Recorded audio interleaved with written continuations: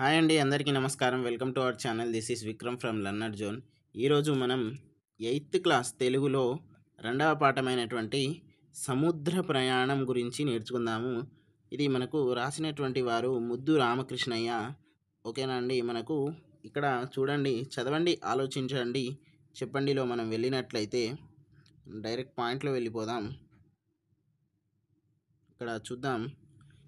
పడవలో ఇంకా ఇద్దరు భారతీయులు ఉండిరి.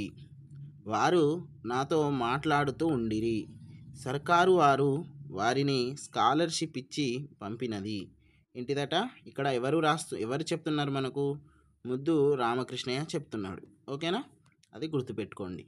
అతని యొక్క సొంత మాటల్లో చెప్తున్నాడు. మనం దాన్ని చదవాలి. ఇప్పుడు ఇద్దరు భారతీయులు ఉన్నారట. ఓకేనా? వారిని ఎవరు పంపిర్రు? సర్కారు అంటే ఏంటిది? గవర్నమెంట్ పంపింది. ఎట్లా? స్కాలర్షిప్ తోటి పంపింది. ఓకేనా? కొంతమంది తల్లిదండ్రుల పైసాతో వచ్చి ఉండ్రి. అంటే ఇంకా ఇది మనకు మేనేజ్మెంట్ అంటాం కదా, అట్లా అనుకోండి. ఓకేనా? నేను ఎక్కువ సామాను లేకుండా 22 పౌండ్లతోనే ఇంగ్లాండ్కు బయలుదేరాను. ఎన్ని పౌండ్లట? 22 పౌండ్లట. మరి 1 పౌండ్ ఈజ్ ఈక్వల్స్ టు ఎంత అనో కూడా నేర్చుకుందాం.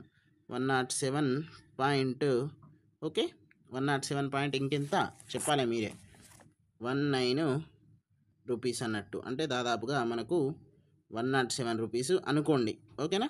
నెక్స్ట్ మనం వెళ్ళినట్లయితే అక్కడ ఎక్కడికి బయలుదేరిండు మనకు ముద్దు రామకృష్ణయ్య? ఇంగ్లాండ్కు బయలుదేరిండు. ఓకేనా? ఎక్కడికి? ఇంగ్లాండ్కు బయలుదేరిండు. తర్వాత ఉన్ని బట్టలు ఉన్నాయట ఆయన దగ్గర. నా వద్ద సరిపోయేటన్ని లేకుండే. కొన్ని ఉన్నాయట. ధోతి, పైజామా, షెర్వాణితోనే పడవలో తిరిగేవాణ్ణి. దేనితోటట? ధోతి, పైజామా, షెర్వాణి. ఓకేనా? దేవుని పైన భారం వేశాను. ముంబై నుండి గ్రేట్ బ్రిటన్కు బయలుదేరాను. ఇక్కడ గ్రేట్ బ్రిటన్ అంటాండి, ఇక్కడ ఇంగ్లాండ్ అంటాండి. ఏంటి అంటే రెండు ఒక్కటే. ఓకేనా? గ్రేట్ బ్రిటన్ పడమటి తీరం పొడుగున ఉత్తరం వైపు మా ప్రయాణం సాగుచుండెను. ఎట్లాట? పడమటి తీరం పొడుగున ఉత్తరం ఉత్తరం అంటే ఎటు? నార్త్ వైపు మా ప్రయాణం సాగుచుండెను. గ్రేట్ బ్రిటన్ భూమి కనబడుతాందట. దేవుడు నన్ను తుదకు గ్రేట్ బ్రిటన్ చేర్చినందుకు సంతోషించి కృతజ్ఞత వందనం చేసి తిని. ఏంటిదట మనకు? ముద్దు రామకృష్ణయ్యకి అతనికి గ్రేట్ బ్రిటన్కి అంటే సురక్షితంగా చేర్చినందుకు దేవునికి కృతజ్ఞత వందనం చేసిండట. ఓకేనా? మనం ఇక్కడ నెక్స్ట్ చూసుకున్నట్లయితే, ఓకే అండి, ఇక్కడ నేపథ్యం అలాగే ఉద్దేశం చూసినట్లయితే, 2వ ప్రపంచ యుద్ధ కాలంలో లండన్కు వెళ్ళి చదువుకోవడం వ్యయ ప్రయాసాలతో కూడుకొన్న పని అయినప్పటికీ ఉన్నత విద్య కోసం పెద్దపల్లి జిల్లా మంతిని గ్రామ వాసియైన ముద్దు రామకృష్ణయ్య సుదూరు దేశమైన గ్రేట్ బ్రిటన్కు సముద్ర ప్రయాణం చేశాడు. ఆయన సముద్ర ప్రయాణం అనుభవాలే ఈ పాఠం నేపథ్యం. ఏంటిదట? మనకు పెద్దపల్లి జిల్లా ఎక్కడ? మనకు తెలంగాణలోనే ఉంది. ఇది మనకు ఫార్మర్ కరీంనగర్ జిల్లా. దాంట్లోని మంతని మనకు పివి నరసింహారావు తెలుసా మీకు? అతను కూడా మనకు ఇక్కడ ఈ కాన్స్టిట్యున్సీలో నుండే మనకు ఎమ్మెల్యేగా, చీఫ్ మినిస్టర్, తర్వాత మనకు నంద్యాల నుండి మనకు పిఎంగా అవ్వడం జరిగింది. ఓకే, మనకు ఇప్పుడు ఉన్నటువంటి ఐటీ మినిస్టర్ శ్రీధర్ బాబు గారు ఉన్నారా? అతనిది మనకు మంతిని నియోజకవర్గమే. గుర్తుపెట్టుకోండి. అతను సొంతంగా రాసుకున్నటువంటి అనుభవాలు, సముద్ర ప్రయాణం అనేటువంటి దాంట్లో నుండి తీసుకున్నటువంటి అనుభవాలే ఈ పాఠం యొక్క నేపథ్యం అని ఇక్కడ క్లియర్గా ఇవ్వడం జరిగింది. ఓకే, నెక్స్ట్ మనము కార్యసాధకులు అనుకున్న లక్ష్యాన్ని సాధించడానికి ఎన్ని ఇబ్బందులు ఎదురైనా కృతనిశ్చయంతో, దృఢ సంకల్పంతో పూర్తి చేసుకొని విజయాన్ని సాధించగలుగుతారని తెలియజేయడమే ఈ పాఠం ఉద్దేశం. మనం కూడా రేపు రాబోయేటువంటి డిఎస్సిలో మంచి మార్క్స్ తీసుకొని మన యొక్క ఉద్యోగంని మనము ఒక గవర్నమెంట్ ఉపాధ్యాయురాలుగా మనము మన కర్తవ్యాన్ని కూడా ఖచ్చితంగా కష్టపడి నిర్వహిస్తామని మనం కూడా అనుకోవాలి. తర్వాత మనం పాఠ్య భాగ వివరాలు చూసుకున్నట్లయితే ఇది యాత్రా చరిత్ర ప్రక్రియకు చెందినది. ఏంటిదట? ఏ ప్రక్రియకు చెందిందట? యాత్రా చరిత్రకు. ఇది యాత్రా చరిత్రకు ప్రక్రియకు చెందింది. గుర్తుపెట్టుకోండి, అడిగేటువంటి ఛాన్సెస్ ఉన్నాయి. యాత్ర వల్ల తమకు కలిగిన అనుభవాలను వివరిస్తూ రాసేదే యాత్రా చరిత్ర. ఇప్పుడు మీరు ఎగ్జాంపుల్ ఎక్కడైనా మీరు కాశీ లేదా అయోధ్య లేదా మనకు కేదార్నాథ్, మనం ముస్లిమ్స్ వాళ్ళు ఏంటిది మక్కా, తర్వాత క్రిస్టియన్స్ వాళ్ళు మనకు మెదక్ చర్చి, ఇట్లా ఉంటాయి కదండి. మనం చూసుకున్నట్లయితే ఇట్లా వెళ్తాం కదా. ఇప్పుడు వాళ్ళందరూ యాత్రకే కదా, టూర్కి పోతున్నారు వాళ్ళు. కాబట్టి వాళ్ళకి కలిగేటువంటి డే 1 నుండి మళ్ళీ డే ఇంటికి వచ్చేటువంటి డే 10 వరకు కూడా, అంటే డే ఎక్స్ ఎప్పుడు అయితే వస్తారో అప్పటి వరకు వాళ్ళ యొక్క అనుభవాలను వాళ్ళు రాసుకుంటారు కదా. దాన్ని మనం యాత్రా చరిత్ర, లేకపోతే యాత్ర వల్ల కలిగేటువంటి అనుభవాలను మనం రాసుకుంటాం కదా డైరీ లాగా. కానీ డైరీ అనొద్దు, డైరీ వేరు ఇది వేరు, ఓకేనా. డైరీ అనేది రోజువారీగా రాసుకునేటువంటిది. యాత్రా చరిత్ర అనేది మనం ఎప్పుడైతే పోతామో దానివల్ల కలిగేటువంటి ఆనాటి విశేషాలే రాసుకోవాలి, ఓకే. దేశ విదేశాలలో నెలకొన్న నాటి అంటే ఆనాటి రాజకీయ, ఆర్థిక, సామాజిక స్థితిగతులను కూడా ఇవి వివరిస్తాయి, ఓకే. ఈ పాఠం ముద్దు రామకృష్ణయ్య రాసిన నా ప్రథమ విదేశీ యాత్ర పుస్తకంలోనిది. ఈ పుస్తకం మనకు ఇంపార్టెంట్గా మనం పరిగణించాలి, ఓకేనా. నెక్స్ట్ మనం చూసుకున్నట్లయితే మనకి ఇక్కడ కవి పరిచయం ఇచ్చారు. ఏంటిది? రచయిత పరిచయం చూద్దాం. ముద్దు రామకృష్ణయ్య పెద్దపల్లి జిల్లాలోని మంతని గ్రామంలో జన్మించాడు. వీరి తండ్రి రాజన్న, ముద్దు రాజన్న, తల్లి ముద్దు అమ్మాయి. ఈ ముద్దు అనేటువంటిది వీళ్ళ ఇంటి పేరు, ఓకే, గుర్తుపెట్టుకోండి. నెక్స్ట్ 1946లో అంటే 1946లో బ్రిటన్లోని లీడ్స్ విశ్వవిద్యాలయం నుండి ఎంఈడి పట్టా పొందాడు. ఎంఈడి అంటే మన అందరికీ తెలిసిందే. మనము ఫస్ట్ ఏం చేస్తాం? డిఎడ్ చేస్తాం. అంటే డిఎడ్ అనేది ఇంటర్ తోటి క్వాలిఫైడ్, తర్వాత బిఎడ్ చేస్తాం. బిఎడ్ అనేది మనకు డిగ్రీతో, తర్వాత మనము ఎంఎడ్ చేస్తాం. అంటే ఇతను మన వృత్తి అతనే, అంటే టీచర్ ప్రొఫెషన్ అతనే, ముద్దు రామకృష్ణయ్య, గుర్తుపెట్టుకోండి, ఓకే.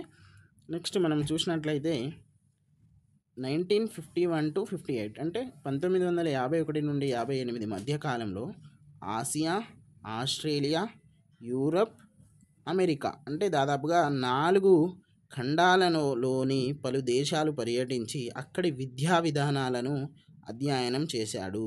మన దేశపు విద్యా రంగంలో ఎన్నో సంస్కరణలు తెచ్చాడు, అంటే చేంజెస్, ఓకేనా.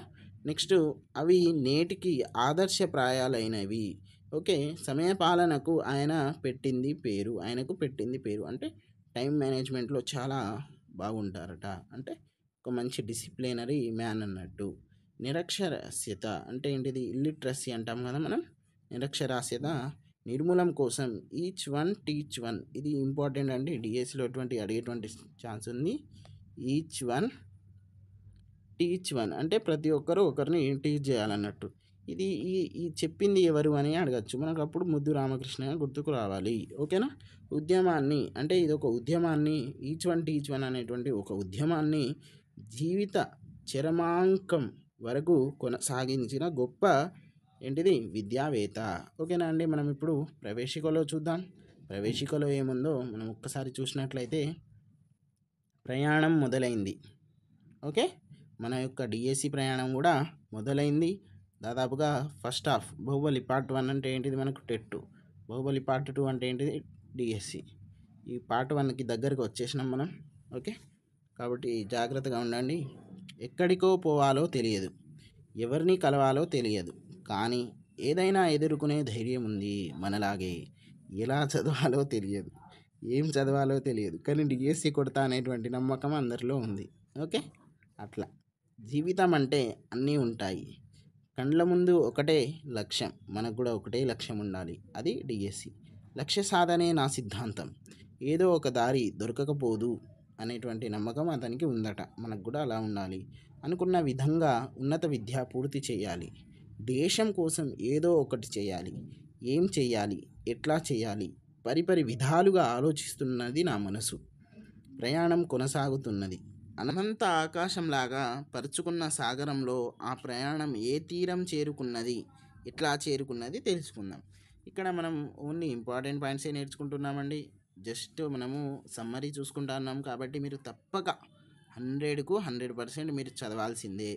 చదవకపోతే పరిపూర్ణత అంటే మొత్తం దాని యొక్క ఆల్రౌండ్ డెవలప్మెంట్ లెసన్ మీద రాదు మనకు. కాబట్టి చదివేయండి. ఇక్కడ మనకు ఇక్కడ ఇది పడవ యునైటెడ్ కింగ్డమ్కు బయలుదేరింది నుండి ఇక్కడ వరకు మనకు దాదాపుగా గ్రేట్ బ్రిటన్లోని స్కాట్లాండ్ భూమిపైన అడుగుపెట్టాం. ఎక్కడ? స్కాట్లాండ్లో అడుగుపెట్టారట. అవన్నీ కూడా ఇప్పుడు మనం జస్ట్ ఇంపార్టెంట్గా తెలుసుకుందాం. ఓకే. నెక్స్ట్ ఇక్కడ ఇది మనకు యాత్రా చరిత్ర ప్రక్రియకు చెందింది. 22 పౌండ్లు అంటే 1 పౌండ్ అంటే 107.19 రూపీస్. ఒక ఆనా అంటే 6 పైసలు, అది గుర్తుపెట్టుకోండి. తర్వాత ఇది అంతా కూడా కవి పరిచయానికి సంబంధించినటువంటివి. తర్వాత ముద్దు రామకృష్ణ రాసినటువంటి నా ప్రథమ విదేశీ యాత్రలోని ఆ పుస్తకంలోనిది కథ అన్నట్టు ఇది, అంటే దాంట్లో ఉన్నటువంటి స్టోరీ. నెక్స్ట్ మనము 4 ఖండాలను అంటే 4 కాంటినెంట్స్ని తిరిగిండు. ఈచ్ వన్ అనేటువంటి అంటే నిరక్షరాస్యత నిర్మూలన కోసం ఒక ఉద్యమాన్ని చేపట్టిండు. తర్వాత మనము యూకేలో మనకు 1939లో వరల్డ్ వార్ అనేది స్టార్ట్ అయింది కాబట్టి సెకండ్ వరల్డ్ వార్. ఓకేనా. 1914లో మనకు ఫస్ట్ వరల్డ్ వార్ అనేది ఉంది. తర్వాత మనం ఇక్కడ చూసుకున్నట్లయితే సెప్టెంబర్ 8, 1944కి అతను వెళ్ళాడు. తర్వాత ఒక కాన్వాయ్ అంటే దాదాపుగా 50 నుండి 60 నౌకలు అంటే బోట్స్ అనేటువంటివి ఉంటాయి. తర్వాత ఇక్కడ ఫస్ట్ బే ఆఫ్ బెస్క్ అనేటువంటిది దాన్ని చేరుకున్నారు. తర్వాత గ్రేట్ బ్రిటన్లోని స్కాట్లాండ్లో వాళ్ళు అడుగుపెట్టడం జరిగింది. ఇది స్టోరీ, మీరు ఒక్కసారి చూసుకోండి. తర్వాత మనకు ఒక 2 అర్థాలు ఇచ్చారు. ద్రవ్యం అంటే ఏంటిది? డబ్బు. వాగ్దానం అంటే మాట ఇచ్చు అంటే మాట ఇవ్వడం. నేను వాగ్దానం ఇస్తున్నా, నేను వాగ్దానం ఇచ్చాను కదండి, జూన్ 1 లేదా 2 లోపు నేను అంతా కూడా మనం చెప్పినటువంటి సిలబస్ అంతా కంప్లీట్ చేస్తానని. ఎస్, ఖచ్చితంగా చేస్తాను. ఓకేనా. నెక్స్ట్ ఇక్కడ మనం చూసుకున్నట్లయితే భాషను గురించి తెలుసుకుందాంలో కొన్ని చూద్దాం. ఇక్కడ కింది వాక్యాలలో గీత గీసిన పదాలు ఏ సమాసంలో గుర్తించి వాటి పేర్లు రాయండి అని ఇచ్చారు. మనకి ఇక్కడ ఆది ఏంటిది? మనకు జస్ట్ మనం ఏదైతే అండర్లైన్ చేసామో అదే గుర్తుపెట్టుకోవాలి, అంటే మనం దానికే రాయాలి కదా. చూద్దాం, అది ద్వంద్వ సమాసమా, ద్విగు సమాసమా? ఫస్ట్ మనము ఒక్కసారి సమ్మరీ చూసుకున్నట్లయితే ద్వంద్వ సమాసం అంటే ఏంటిది? 2 అంటే ఇప్పుడు అన్న తమ్ములు ఇది ఉంది కదా, అంటే అన్నకు సమానమే, తమ్ముడు సమానమే, అన్న తమ్ముడు, ఇది ఆన్సర్ దీనికి. మరి ద్విగు సమాసం అంటే ఏంటిది? మనకు సమానం ఏంటిది? మనం లెక్కలు అంటే ఏంటిది? నంబర్స్ అంటాం కదా, సంఖ్యలు అని అనుకున్నాం కదా. దీంట్లో సంఖ్య గల ఉన్నది ఏంటిది? మనకు 7 రోజులు అంటే ఏంటిది? మనకు 7 సంఖ్య గల రోజులు. ఓకేనా అండి. ఇవి మనకు ఒక 2 ఇంపార్టెంట్ బిట్స్. తర్వాత ఇంకా మిగతాయి కూడా నేర్చుకుందాం. 1000 తలలు అంటే ఏంటిది? 1000 సంఖ్య గల తలలు, అంతే. ఓకే. నెక్స్ట్ కృష్ణార్జునుడు అంటే ఏంటిది? మనకు కృష్ణ ప్లస్ అర్జునుడు, సారీ కృష్ణ ప్లస్ అంటారా, కృష్ణ అంటే కృష్ణుడు మళ్ళీ దీని మీద పడతలేదు, అర్జునుడు. ఓకే, ఇట్లా గుర్తుపెట్టుకోండి.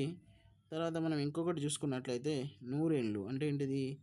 100 సంఖ్య గల ఏండ్లు అని రాసుకోండి, సంఖ్య గల ఏండ్లు ఇట్లా రాసుకోండి. మీరు అన్నీ కూడా చేసుకోండి. తర్వాత కింది పదాలను విడదీసి సంధి పేరు రాయండి.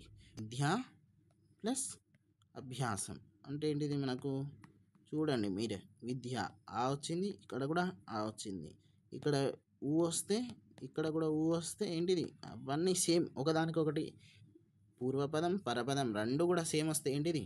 సవర్ణ దీర్ఘ సంధి. ఓకేనా. నెక్స్ట్ మొదలయ్యింది అంటే ఏంటిది? మొదలు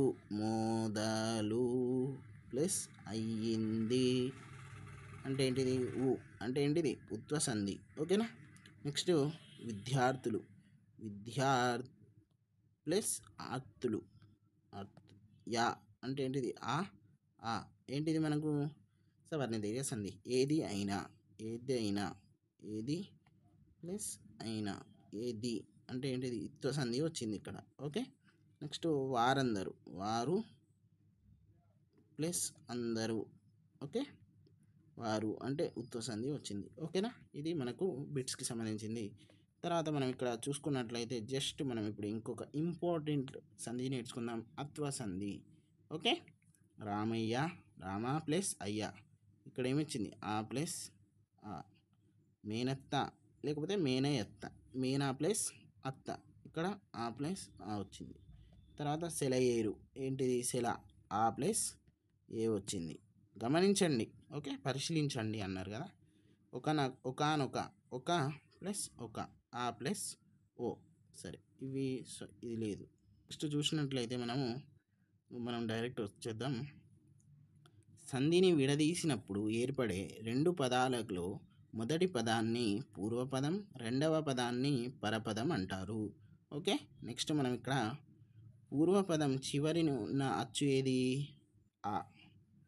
పరపదం మొదట ఉన్న అచ్చు ఏంటిది ఆ, ఏంటిది ఊ, ఓ. ఇవి మూడు ఇచ్చిర్రు మనకు. ఓకే. ఇక్కడ చూద్దాం. పూర్వపదం చివరి అచ్చుకు పరపదం మొదటి అచ్చు కలిస్తే ఏం ఏర్పడింది, ఇంకొక పదం ఏర్పడింది. చూద్దాం. పై ఉదాహరణలు చూసినప్పుడు మొదటి పదం చివరన ఆ అచ్చు ఉంటుంది. ఇంకా రెండవ పదం మొదటి అంటే ఏంటిది మనకు రెండవ పదమైనటువంటి రెండవ పదంలో మొదటి ఏంటిది అక్షరం అన్నట్టు. ఏంటిది మనకు ఆ, ఏ, ఓ ఇవి ఉన్నాయి కదా, మొదలైన అచ్చులు ఉన్నాయి. అవును. సంధి జరిగినప్పుడు మొదటి పదం చివరి అచ్చు ఆ లోపించి రెండవ పదం మొదటి అచ్చు వచ్చి చేరితే కింది విధంగా ఉంటాయి. ఒక్కసారి మీద ఇచ్చినటువంటి చూద్దాం మళ్ళీ. రామయ్య లాంటి పదాలలో సంధి ఎప్పుడూ అవుతుంది, అంటే నిత్యం, ఆల్వేస్ అన్నట్టు. అంటే దాంట్లో ఏదైనా మనకు ఆటంకాలు వస్తున్నాయా, రావట్లేదు. ఓకే. ఇక్కడ మేనత్త రెండు ఉన్నాయి, మేనయత్త. ఓకే. ఇలాంటి పదాల్లో సంధి జరగచ్చు, జరగకపోవచ్చు.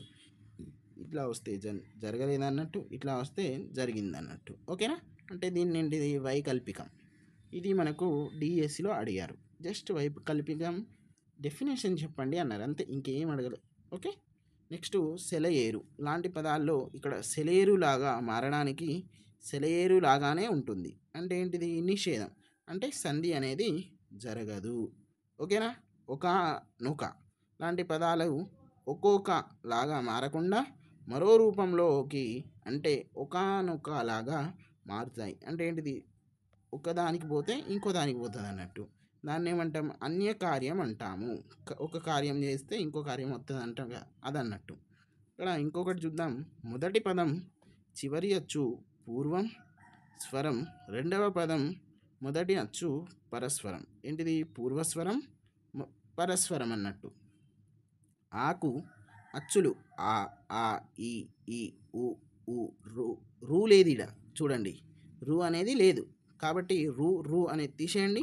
ఏ, ఐ, ఓ, ఔ పరమైతే ఏర్పడే సంధి ఏమంటాం, అత్వ సంధి. మరి మీకు డౌట్ కూడా రావచ్చు, ఆకు ఆ ఏంటిది సార్ణదీర్ఘ సంధిలో కూడా వస్తుంది కదా అని రావచ్చు. కానీ మనకు ఆ ఫార్మేషన్లోనే దొరికిపోతుంది అన్నట్టు. ఓకేనా. మీరు ఒకటికి రెండు ప్రాక్టీస్ చేయాలి. ప్రాక్టీస్ చేస్తే మీకు ఈజీగా వచ్చేస్తుంది. తర్వాత అత్తు అంటే ఏంటిది, ఉత్తు అంటే ఉత్వ సంధి. ఏంటిది అత్తు అంటే ఏంటిది, అత్తు అంటే హ్రస్వమైన ఆ నాకు అచ్చుపరమైనప్పుడు సంధి బహుళముగాను. ఏంటిదట సంధి బహుళం. అసలు బహుళం అంటే ఏంటిది, సంధి నిత్యంగా, వైకల్పికంగా, నిషేధంగా, అన్యకారంగా జరగడాన్ని బహుళం అంటారు. అంటే ఏంటిది మల్టిపుల్ అన్నట్టు. ఓకేనా. మీకు ఈజీగా అర్థమైందని అంటాను. నెక్స్ట్ మనము ఒక్కసారి ఎగ్జాంపుల్స్ చేసినట్లయితే ఇక మనకు ఎండింగ్ అయిపోతుంది. దీంతో మనకు అయిపోతుంది ఈ చాప్టర్ అనేది. ఓకే. ఇక్కడ తగిన ప్లస్ అంతా ఇచ్చాడు, తగిన. ఇక్కడ ఏం పోయింది మనకు, ఆ అనేది పోయింది. ఓకే. మిగతాదంతా సేమ్ టు సేమ్ రాసిండు. నెక్స్ట్ మనం ఇప్పుడు ఏం రాయాలి, ఇక్కడ చాలిన ఏంటిది అంతా, ఇది తీసే. ఓకే. మళ్ళీ నెక్స్ట్ సీతమ్మ, సీత ప్లస్ మా, అదే వస్తుంది కదా. ఓకే. నెక్స్ట్ అక్క ఏంటిది నెక్స్ట్ అక్కడ ప్లస్ నెక్స్ట్ మళ్ళీ కడ, అక్కడక్కడ. ఓకేనా. నెక్స్ట్ సారీ అక్కడ ఇక్కడ కదా, అది అక్కడ ప్లస్ ఇక్కడ అంటే అక్కడిక్కడ, అక్కడిక్కడ అనేది రాయాలి మనం. ఓకేనా. నెక్స్ట్ మనము అందుక ప్లస్ ఉండెను, ఏంటిది అందకుండెను, ఇట్లా రాయాలి. నెక్స్ట్ మనము చెప్పుట ప్లస్ ఎట్లు, ఏంటిది చెప్పుటెట్లు. ఓకేనా. ఇట్లా రాయండి మీరు, మీకు ఈజీగా అర్థమవుతుంది. రాకేమి అనేది రాకా ప్లస్ ఏమి, ఇది మీరే ఒకటి రాసుకోండి. సరే నేనే రాస్తా, రాకేమి. ఓకే అండి, ఇది మనకి ఈరోజు లెసన్. తర్వాత ఒక చిన్న ఇంపార్టెంట్ ఉంది, అది ఒక్కసారి నేర్చుకుందాం. ఇక్కడ జిబ్రాల్డర్ రేవు అంటే ఏంటిది మీకు తెలుసా అంటే ఏంటిది, మనకు డూ యూ నో అంటాం కదా మనం ఇంగ్లీష్లో, అట్లా అన్నట్టు. జిబ్రాల్డర్ రేవు అంటే యునైటెడ్ కింగ్డమ్ యూకేలో ఉన్న ఒక ఓడరేవు పేరు. ఓకేనా. నెక్స్ట్ బే ఆఫ్ బెస్క్ అంటే అప్పుడు నేర్చుకున్నాం కదా, స్పెయిన్లోని లెసిస్ నగరానికి దగ్గరలో ఉంది. సముద్ర కెరటాలు పర్వత సానువులను ఢీకొట్టడం వల్ల సొరంగం ఏర్పడింది. ఆ సొరంగాన్నే బే ఆఫ్ బెస్క్ అంటాము. ఇది పర్యాటక కేంద్రంగా విలసిల్లుతుంది. ఓకేనా. మనకు బుర్రా కేవ్స్ ఉన్నాయి కదా వైజాగ్లో, అట్లా అన్నట్టు. ఇక్కడ ఏంటిది స్టెర్లింగ్ పౌండ్, ఏంటిది స్టెర్లింగ్ పౌండ్, ఇది మనకు బ్రిటన్ దేశపు అంటే ఏంటిది వాళ్ళ యొక్క కంట్రీ యొక్క కరెన్సీ అన్నట్టు. మన యొక్క కరెన్సీ ఏంటిది రూపీ, ఇట్లా అన్నట్టు. ఓకేనా. యుఎస్ఏ డాలర్ ఇట్లా అంటాం కదా, అట్లా అన్నట్టు. నెక్స్ట్ పాస్పోర్ట్ అంటే ఏంటిది విదేశాలకు వెళ్ళే వాళ్ళకు ప్రభుత్వం ఇచ్చే వ్యక్తి ధృవీకరణ పత్రం. నెక్స్ట్ ఇప్పుడు మనకు ఏంటిది టీసీ ఇస్తారు కదా, అట్లా టీసీ బొనాఫైడ్, అరే వీడు ఇట్లా పోతాండి ఇట్లా ఇట్లా అని అక్కడ జాయిన్ చేసుకుంటారు వేరే స్కూల్లో. కాబట్టి ఇట్లా కూడా వేరే కంట్రీకి పోయేటప్పుడు వాళ్ళకు పాస్పోర్ట్ ఉంటుంది అన్నట్టు. గ్రేట్ బ్రిటన్ అంటే ఏంటిది నేను చెప్పాను కదండి, ఇంగ్లాండ్, స్కాట్లాండ్, వేల్స్ దీవులు, ఉత్తర ఇంగ్లాండ్ల సముదాయం, అంటే ఇవన్నీ కలిస్తేనే గ్రేట్ బ్రిటన్ అన్నట్టు. ఓకేనా. ఇది మనకు ఈరోజు లెసన్. మీరు ఖచ్చితంగా సబ్స్క్రైబ్ చేసుకోవాలి, ఎందుకంటే ఇంత మంచి కంటెంట్ మీకు ఎక్కడా కూడా దొరకదు. ఒక యాస్పిరెంట్ చెప్తున్నాడు, మీ ఫ్రెండ్ చెప్తున్నాడు, ఒక మంచి ఈజీ లెర్నింగ్ అనేది ఉంటుంది. కాబట్టి మీరు ఖచ్చితంగా మాకు సబ్స్క్రైబ్ చేసుకోండి, అలాగే లైక్ చేయండి, అలాగే షేర్ చేయండి. మన ఎడ్యుకేషనల్ ఇన్ఫర్మేషన్ కోసం మన వాట్సాప్ ఛానల్లో నేను కింద లింక్ ఇస్తాను, జాయిన్ అవ్వండి. ఓకే అండి, థ్యాంక్ యూ.